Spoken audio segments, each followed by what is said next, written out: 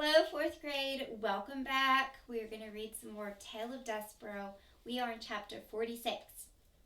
Mouse blood. Yes. Despereaux stood at the top of the dungeon stairs and peered into the darkness that waited for him below. Oh, he said. Oh my. He had forgotten how dark the dark of the dungeon could be, and he had forgotten, too, its terrible smell, the stench of rats, the odor of suffering. But his heart was full of love for the princess, and his stomach was full of cooked soup, and Despereaux felt brave and strong. And so he began, immediately and without despair, the hard work of maneuvering the spool of thread down the narrow dungeon steps.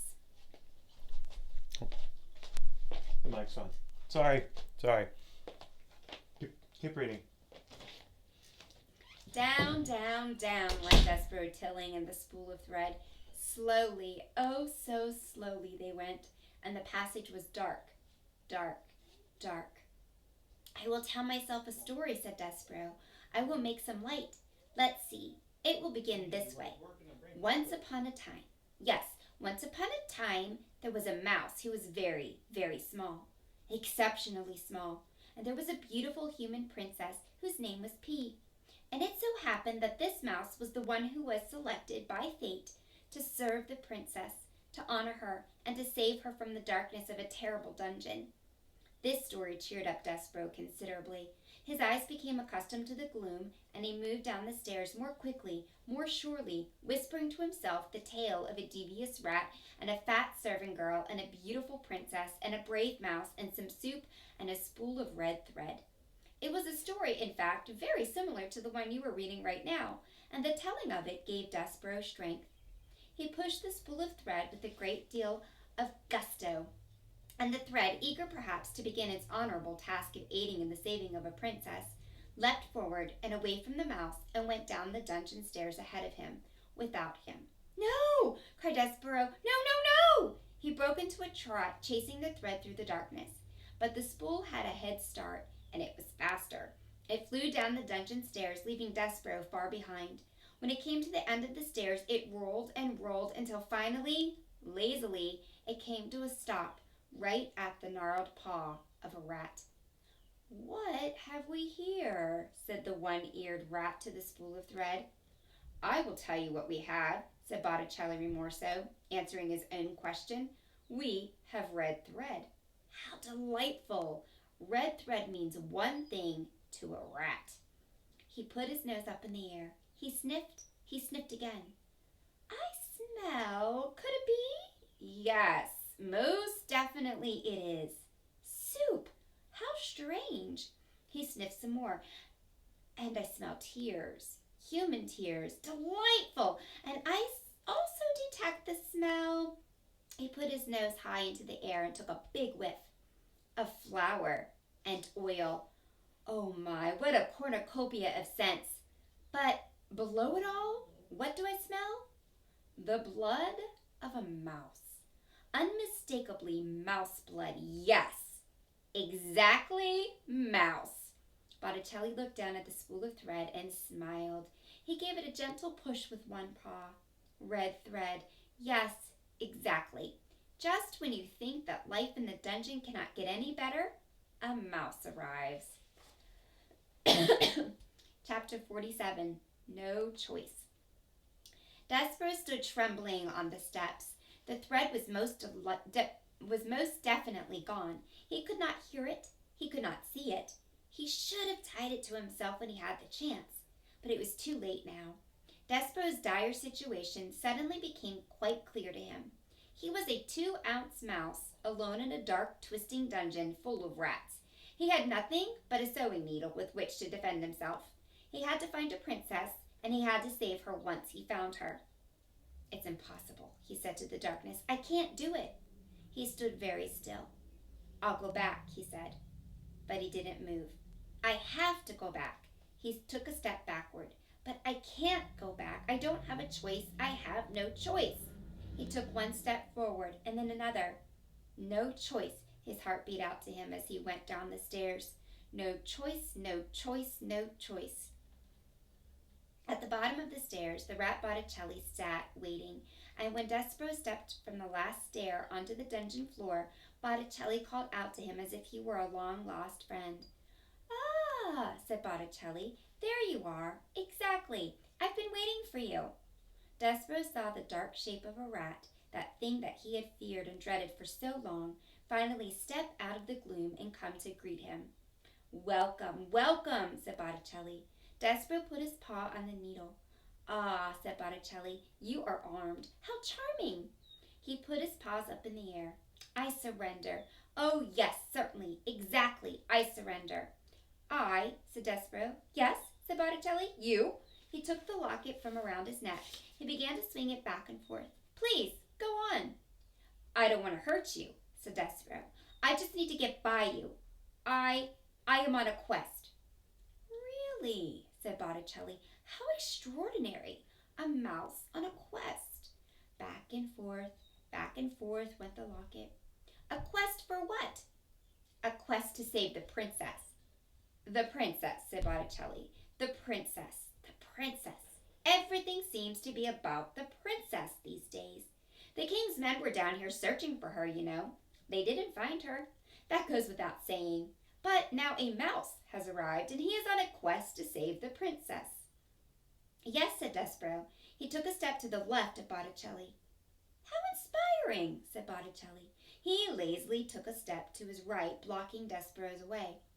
"Why the hurry, little friend?" "Because," said Despereaux, "I have to—" "Yes, yes, you have to save the princess. Exactly. But before you save her, you must find her, correct?" "Yes," said Despereaux. "What if," said Botticelli, "what if I told you that I know exactly where the princess is? What if I told you that I could take you right directly to her?" Said Despereaux. His voice shook. His paw on the needle trembled. "Why would you do that?" "Why would I do that? Why would I help you? Why, to be of service, to do my part for humanity, to aid in the saving of a princess."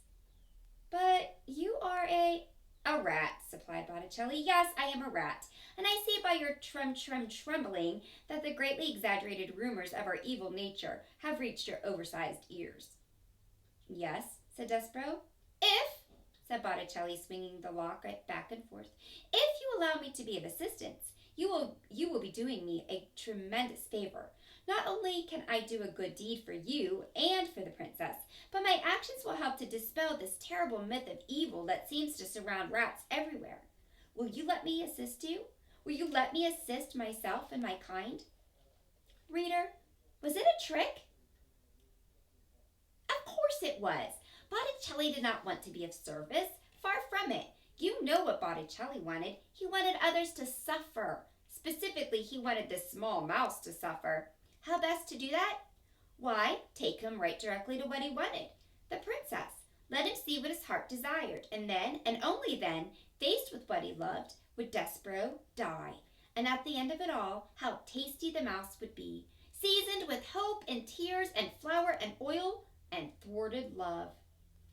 My name, little friend, is Botticelli Rimorso, and you may trust me. You must trust me. Will you tell me your name? Despereaux. Despereaux Tilling. Despereaux Tilling, take your paw from your weapon. Come with me. Despereaux stared at him. Come, come, said Botticelli. Let go of your needle. Take hold of my tail. I will take you to the princess. I promise. What, reader, in your experience, is the promise of rat worth? That's right. 0. Zip, nada, goose eggs. But I must ask you this question, too. What else was there for Despereaux to do? You were right. Nothing. And so the mouse reached out, and he took hold of the rat's tail. Chapter 48. On the Tail of a Rat. Have you ever had hold of the tail of a rat? At best, it is an unpleasant sensation, scaly and cold, similar to holding on to a small, narrow snake. At worst, when you are dependent upon a rat for your survival, and when a part of you is certain that you are being led nowhere except to your death, it is a hideous sensation, indeed, to have nothing but a rat's tail to cling to. Nonetheless, Despereaux held on to Botticelli Rimorso, and the rat led him deeper and deeper into the dungeon. Despereaux's eyes had, by this point, adjusted quite well to the darkness, though it would have been better if they had not, for the things he saw made him shiver and shake. What did he see? He saw that the floor of the dungeon was littered with tufts of fur, knots of red thread, and the skeletons of mice. Everywhere there were tiny white bones glowing in the darkness, and he saw in the dungeon tunnels through which Botticelli led him the bones of human beings, too, grinning skulls and delicate finger bones rising up out of the darkness and pointing toward some truth best left unspoken. Despereaux closed his eyes, but it didn't help. He saw as if his eyes were still open, wide, the bones, the tufts of hair, the knots of thread, the despair. Exactly, Botticelli laughed as he negotiated the twists and turns. Oh, yes, exactly. If what was in front of Despereaux was too horrible to contemplate, what followed behind him was, perhaps, even worse. Rats, a happy, hungry, vengeful parade of rats, their noses up in the air, sniffing, sniffing. Mouse! Sang out one rat joyfully. Yes! Oh, yes, mouse! Agreed another. But something else, too. Soup! Called out another rat. Yes, soup! The others agreed. Blood! Sang a rat. Blood! They all agreed together. And then they sang, Here, mousy, mousy, mousy. Here, little mousy. Botticelli called out to the other rats. Mine, he said. This little treasure is all mine, gentlemen and ladies. Please, I beg you, do not infringe on my discovery. Mr. Remorso, said Despereaux. He turned and looked behind him and saw the rats, their red eyes and their smiling mouths. He closed his eyes again. He kept them closed. Mr. Remorso, he shouted. Yes, said Botticelli. Mr. Remorso, said Despereaux, and he was crying now. He couldn't help it. Please, the princess. Tears, shouted the rats. We smell tears. Mousy, we do. Please, shouted Despereaux. Little friend, said Botticelli, little Despereaux Tilling, I promised you, and I will keep that promise. The rat stopped. Look ahead of you, he said. What do you see? Despereaux opened his eyes. Light, he said. Exactly, said Botticelli. Light. That's it for today. Come back tomorrow and we will finish it up. All right, hope you have it. Or actually, come back Monday and we will finish it up. Have a great weekend. I love you. Bye.